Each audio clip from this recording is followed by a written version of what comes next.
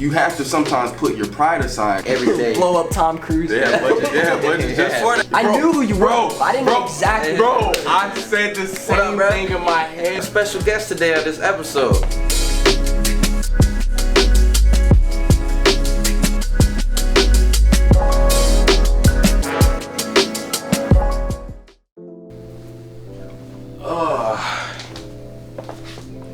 Welcome back to the Ugly Couch. That's gonna be the series name. Are we rolling? Yeah, we just let it roll until we get on the roll so we can fucking roll. Can I roll? That's one of those casts. Pass one of those around. One of those potters. One of those potters. Yo, speaking of Potter, the new Harry Potter game came out, Hogwarts. I just seen a. Bro, I want to play that so bad. I just seen a dude recreate a miniature version Hogwarts, like what, fucking Minecraft? Nah, like with claymation. Oh. They made a mini set. Yeah, lightning in the background, striking and shit. I feel like that's such a fucking crazy ass skill, claymation. I'm trying to get into it, man. You know what I'm saying? I feel like it's really hands-on. It's like creating, but you're creating at like its purest form. How they made everything in the original Star Wars movies, all that was handmade creation. They created everything. So there was no digital, no computer work done. It was all handmade, and then when they went into edits, they just had everything. Skill, yo.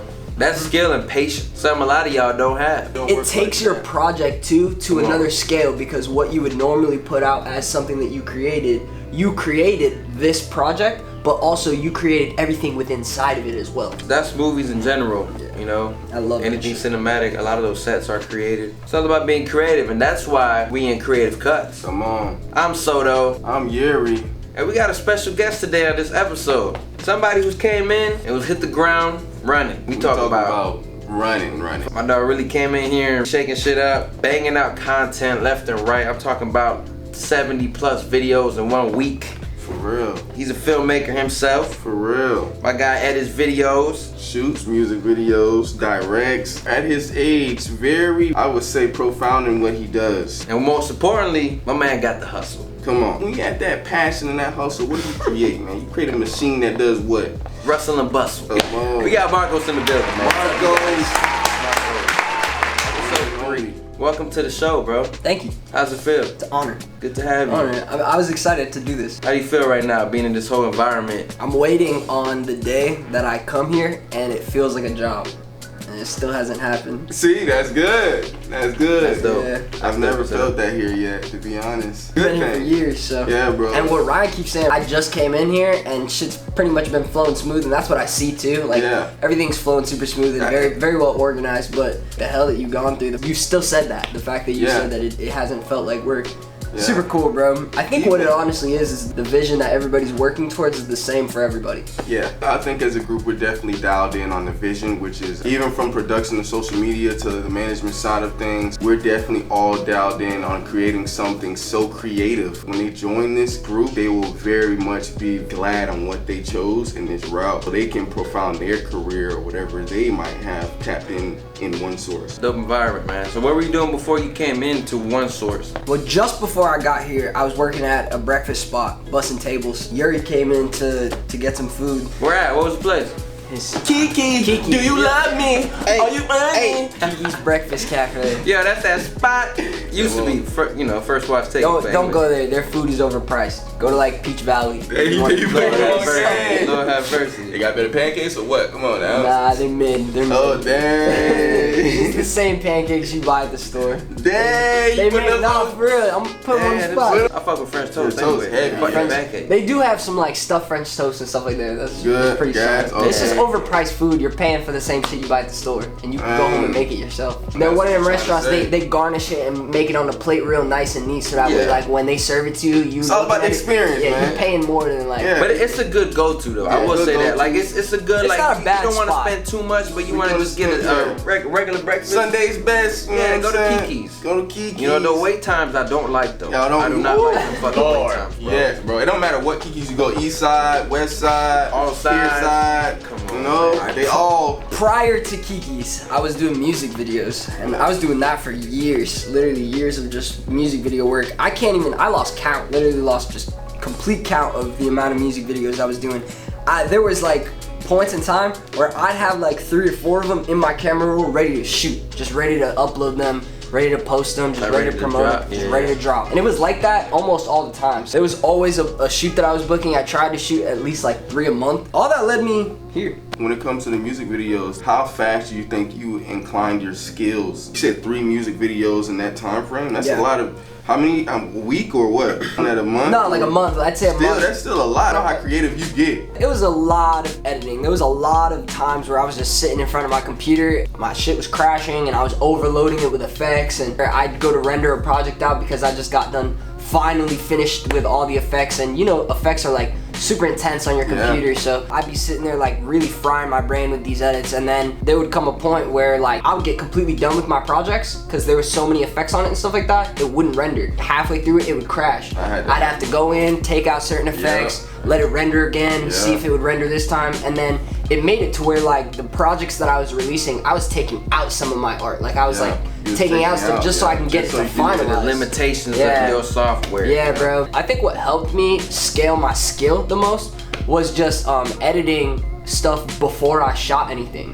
When you go into the field to shoot a video, you're shooting it with the mindset of how am I gonna edit this? So it's like shoot to edit. That's a big point that we'll probably talk about later on, but that's a very key point that you just mentioned. Being that like I sat there and like took the time to learn how to edit stuff, like my first video that I ever finalized and I ever put out was a slideshow. It was just pictures that I had gotten from my birthday party. Just played with the software for hours trying to learn what I was doing. And after like editing so much, when it came to picking up a camera and just finally getting my hands on like a vlog camera or something like that, this shit was a breeze because I had just done so much with effects and done so much with like cutting up stuff and just chopping shit that it was very, very easy to get into. That music video game, man, that'll level up your creativity so much so fast. So would you say that played a huge role in all the skills that you've gained in a short amount of time? Absolutely. Yeah. At first, the camera work that I was doing was very vlog format, almost like I was filming stuff like The Office. Quick zoom-ins and like shaky camera footage. When I started getting like really cinematic was I was watching this vlogger. He would do vlog sequences, but then he would have cinematic shorts in the middle of his vlog sequence where like him and his friends would go do something. Let's say they were going surfing or something like that, or paddleboarding. There would be like a cinematic sequence of them paddleboarding and of them surfing where it had like real smooth like slow-mo shots of the waves. They were all color corrected nice, and then it would just cut back to his vlog. I was like, I want to start filming like this. I started trying to get real cinematic with my shots, just smoother, trying to get like steady hands. After doing that for a little bit and practicing the techniques that he taught me, I was flowing and everything was like just up from there. So you said you mentioned you were busting tables and you met Yuri because he came in to get some food. Tell us more about that. Him getting food to now y'all out here working on a day-to-day basis with each other. I originally met Yuri in the camera world. Me and him were pulling up to shoot some artists that had performances in downtown Orlando. I don't even think it was downtown. It was like international. Right behind Senior Frog, to be honest. Oh yeah? Yeah, it's like literally so. Shout out to Senior Frog, boy. That shit was nice. My boy was performing there, and I think he had an artist that was performing there too. We linked up that day. We didn't really lock in, but we met each other that day. You know. He walked past me like pretty quick. We literally walked past each other. I got his information real quick, dapped up. It had to be probably what, 30 seconds to a minute. We was on the way out, bro. Yeah, I was on the way out. Yeah, like I was. Show was over. Yeah. And how did you guys get back in contact after that? We had just kept up with each other on Instagram for a few years. Show love on his content. He'd show love on my content. Same shit we did for me. Same shit. I'd send him just DMs, and every time I would post something, I'd be like this, share it. Yuri had just kept up with all my work. A while went by where I was just kind of chilling, taking some time to like take the bricks that I had gathered from all this time that I had been shooting, and I wanted to build something concrete. So that's really why I was working at this breakfast spot, because I just needed time to just chill and figure out what I really needed to build upon, instead of just going to get another video gig or just going to shoot another video play. So Yuri had seen that I was like taking a break. There was virtually nothing on my Instagram anymore. Like I archived everything. The prior knowledge that he had just about my work and me sending him content. So he already saw what you were doing from the jump. He saw what I was doing from the get-go. So hell yeah. At the time that he hit me up and was like, I got to play for you. We'll cut that. We ain't cutting that shit. Sometimes in the camera world, you gotta make sure, man, bro, that little red is showing. You know what it is though? Like, sorry to cut you off in the middle. Nah, you good, bro. It's my dog. It's flowing. I want that value, bro. I want that value today, bro. So keep going. I'm finna hit one of these. Yeah, that's how I just keep. You guys kept up with each other for a good amount of time. Yeah, it was cool. Like, he put me on to work originally with Jason Wojo. Shout out to Jason, by the way. Shout out to Jason. I shot with Jason for a week, and after that, he got an opportunity in Tampa, so he had to move. I almost quit my breakfast job. I was like on the verge of quitting. One more week away from working with Jason, and I had to quit that spot. It was consistent money. It was better than the breakfast job was paying me, and that's what I had been looking for. After I had that opportunity, I was about to go. Thankfully, I didn't. When Jason moved to Tampa, I was just back at my breakfast job, but I didn't really have any like feelings of like negativity or anything like that. I was just moving. You were just. I was a little upset that I had lost that income because he had to move. Yeah. But other than that, bro, like I was straight. I knew that something was coming. Like I felt something was gonna happen. So I didn't even trip, bro. I just went back to this breakfast spot. I started busting tables again because I had been doing that anyways for months. Yeah, I just appreciated my problems, and then literally Yuri walked in just to pick up food to go. And he was like, what are you doing here? At this point, we hadn't even seen each other in real life.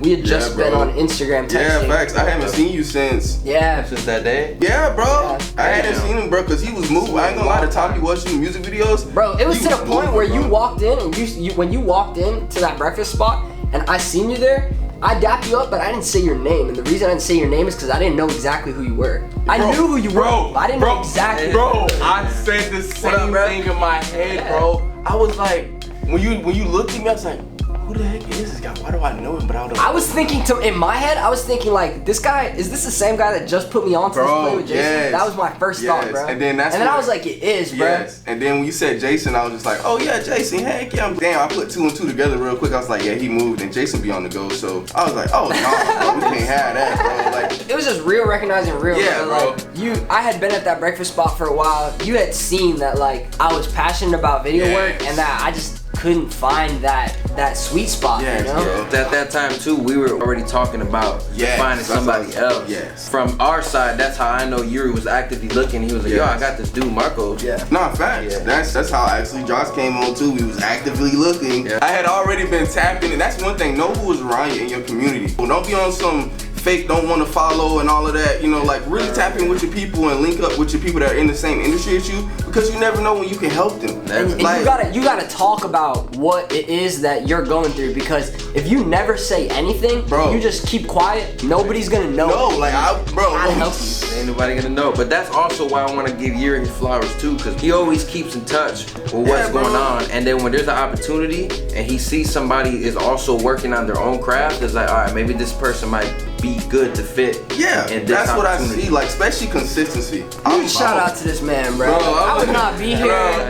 Hey, I just be trying to put the puzzles together. Like, when I see consistency in people, he's building it too. And I be like, oh man, this guy is perfect for this. And then boom, all right. And then like now we was looking for Marcos. Marcos, like when I walked in there, really at that time when I walked in the Kiki's, I was just getting some pancakes, eggs, and I was gonna go back home and I was gonna go back to edit, to be honest. That's why we got him on the team now, is because the dude is phenomenal at what he does. I don't know if you guys have not witnessed. If you haven't, go check out all our content on YouTube. The reason why is all of these shorts that you have been seeing, this guy has been pumping them out. Like, I put him in the forefront to be like, yo bro, I got a little, you know, a little something that I could put you on, but just know, when you join it, ain't no ifs, ands, or buts. We rolling, we rocking and rolling. Once you touch the ground, it's actually less of a workload for me than it was before, because even though it's more videos that I have to edit, I can complete them faster. And so in my head, it's not as like brain taxing. It's brain taxing when you're sitting on one project trying to complete it for hours. I know that, bro. That is true. And then also, it's like when you're on the come up, you're underpaid. So it's like you're going through all that, it's brain taxing and you're underpaid. So when you're done with it, you know, like you got to do it again soon. Yeah, I think that's what we as a group definitely will be helping with other people that are in certain industries and they're trying to be like freelancers, and we all been that route. I think everything needs a team, a home team to go to, really build with. Figure out who your team is. Figure out those significant people you can go to and actually build, not just play around, like really build something. There's just too many people nowadays trying to do everything on their own. And that's something similar that I went through before I came to OneSource. Everybody wanted to be the guy or the boss and the A1 player. That's cool. You also got to understand your role in certain things, and you got to understand that nothing huge that was built came from somebody who just did it by themselves. Some of the most influential people in this world have a team behind them that they literally rely on. They'll even say it, bro, I didn't do this myself. They put the responsibility on team members to handle that, and that's what's super important. And that's why you got us three now, because we all rely on each other to work seamlessly as a team. You got like 15 minutes of movie credits at the end of each one of them things. Yeah, come on, you put it on game. Everybody plays a role, and I think that's important though. Yes. Next time you sit down to watch a movie, because I know y'all don't. Y'all got y'all popcorn in your hand, you know. Unless it's Marvel though, everybody's playing over Marvel. Unless it's Marvel, yeah, y'all stick around for that. Yeah. At the end of a movie, when the credits are playing, look at some of the titles that are on some of those credits. Yeah. Look at some of the job roles that some of the people have. You'll probably be surprised. Like, I know when I watch those things, I find a new job title in a movie every time I watch the credits. Bro, I'm like, I didn't even know that existed. There's a job for everything on a movie set. Yes. It's insane. You know, the camera lens wiper. Yeah, no fact, bro. My boy at the breakfast spot brought up to me, he was like, oh, it'd be cool to get into pyrotechnics. And I was like, what's that? Like, I had no idea what it was. He was like, coordinate movie explosions. I was like, oh my god, why have I never thought about that? That'd be so fun. And you made some bread doing that shit too. Yeah, it's just so risky, bro. That's blowing shit up all day, every day. Blow up Tom Cruise. Yeah, budget just for that, bro. Oh, you fuck up that, that's your ass. You going straight to jail. It's a wrap. Straight to jail. Hell yeah, man. That's what's dope about this though, man, is we're building a team, we're cultivating a team, and that's why we wanted to introduce you guys to Marcos, to show you guys kind of the mindset behind it. You know what I'm saying? And I think that's valuable for everybody to take away. The mindset on building a team is knowing who you're around, not being afraid to put people in positions to succeed, and that also taps into just putting your pride aside too. Yes. They're scared of other people's success, so they don't put people in those positions to succeed. There's a difference between putting your pride aside and having confidence in a role. You have to sometimes put your pride aside so another person can literally fill a role, so you can be more confident in another role and take off and help the team grow a little bit more.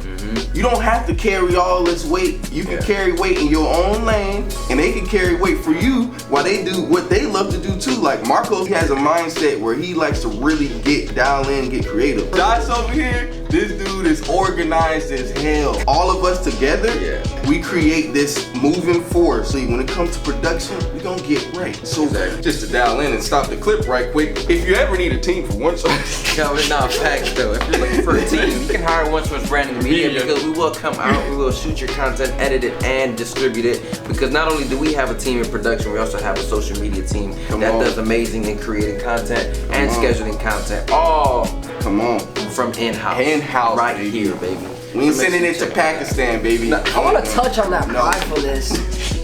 I actually never would have met Yuri had I not put my pride aside. Because the artist that had originally hit me and Yuri up to link the day that we actually locked in, so the day that we met in Orlando at some concert, the day that we locked in and actually got each other's contacts, and we're like, we gotta shoot something. It linked up at the studio, and there was a mutual artist that we were both working with. He wanted me to pull up and shoot a music video with him at the studio. He had told me at the time that he couldn't pay me. He was just really trying to connect people and bring some opportunities. Where I was at the time was not a spot for play. I was living paycheck to paycheck, so I needed income. Like, I make shit move. I couldn't just be out here creating stuff for fun. Like, I needed income, and I didn't have a job. I was only working, doing video work. So whatever video work I had to do was I had to be getting paid to do it. At least something, whether it was $100, $150, something. I need to be making money so that way my day wasn't going to waste. The artist made it make sense. Listen, I got a bunch of cameramen pulling up here. I need you to pull up, come link with all of us, help us shoot this. You're gonna make a bunch of connects. So I was like, all right, bro, bet. He paid me gas money, but I pulled up and I linked, and the moral of the story is that if I had been like, nah, I gotta get paid to shoot, I'd never be in the spot that I'm at right now, which is getting paid to edit and shoot. Is that? Did you guys link up at the same event? Yes. Is that what happened? Yes. Y'all linked up at the same event? Yeah, we linked up at a studio. We shot a music video for this guy. I never saw the finished product. Yeah, I shot the behind the scenes for it. I want to see the music video. I'll definitely send it to you. It's pretty dope. Send me it, yeah. I bet that shit's hard. That's what's important, bro. It's that balance. At the end of the day, you never know what you're gonna say yes to and what you're gonna say no to. It's taking that leap of faith, right? Yeah. And honestly, that's happened to me as well. I've gotten opportunities just solely by doing free shit for other people. Later on, manifested into me linking up with somebody way bigger than I even thought of. This is like, I want to say it's like almost a year and some change later. Like it's been a while. That happened. Bro. Yeah. So that happened a minute ago. Dude, there was a lot of time. Shit just been manifested. Could have been jump. 2 years. 2 years, I think. Yeah. About 2 years. 2 years in the making. Yeah, crazy. See, that's that patience. What did we just say earlier? In the beginning of this episode, what did we say? Patience. Yes. Is key. Yes. And that's that type of patience that I'm talking about. I didn't know all this, first of all. This is my reaction. This is my initial reaction. So this shit has been in the works. Yes, bro. Fucking 2-3 years ago. 3 years, bro. And before I ain't even thought about one. And it's crazy because like all of the stuff that I went through in those 2 years were like just straight trials that were just giving me so much knowledge to benefit me where I'm at now. All that stuff that I had gone through those past 2 years wouldn't even necessarily benefit me right now. It's just weird how things play out. It was all just like catapulting me to one source, and now that I'm at one source, it's like, okay, you guys have it set up to where we're pretty much gonna just display this knowledge to people that we've learned through the past couple of years. And everything that you went through before this is setting you up for this. You already know what you're bringing to the table from the jump. You know what you want to talk about. You know the type of shit you want to share. Yeah. And that, ladies and gentlemen, come on, is how this shit works. Get to the point you want to get to takes time. Hey, and I'm gonna leave you with this too. Takes time. One day I met Les Brown 7 years ago. If you don't know who Les Brown is, most of your motivational speakers look at this guy as one of the gurus back in the OG of all of this. He said to me one thing that has always stuck with me: patience with consistent action. Patience with consistent action will get you anywhere. This has been episode 3 of Creativ Cutz. You guys got a brief look at the newest team member, Mr. Marcos. Appreciate you for joining. Of course. I know you had a tatted the camera on you too. Come on, he tatted with the camera, dog. He really funny. It's like this shit run deep. Shit forever. Make sure y'all subscribe to the channel below. Comment down below. Let us know how you liking this episodes. Again, we try to come at you from different angles, so I really enjoyed this episode. Yeah, this was good. Yeah, this flowed. Yeah, this was flowing. Hey, don't hurt him now. Come on, let me get out of here. Save it for episode 4. Yeah, we'll see you guys in the next one. Peace out, y'all. Boom. Good shit. I'm gonna go edit this. Hell yeah. Yo, that was fire. That was fucking fire.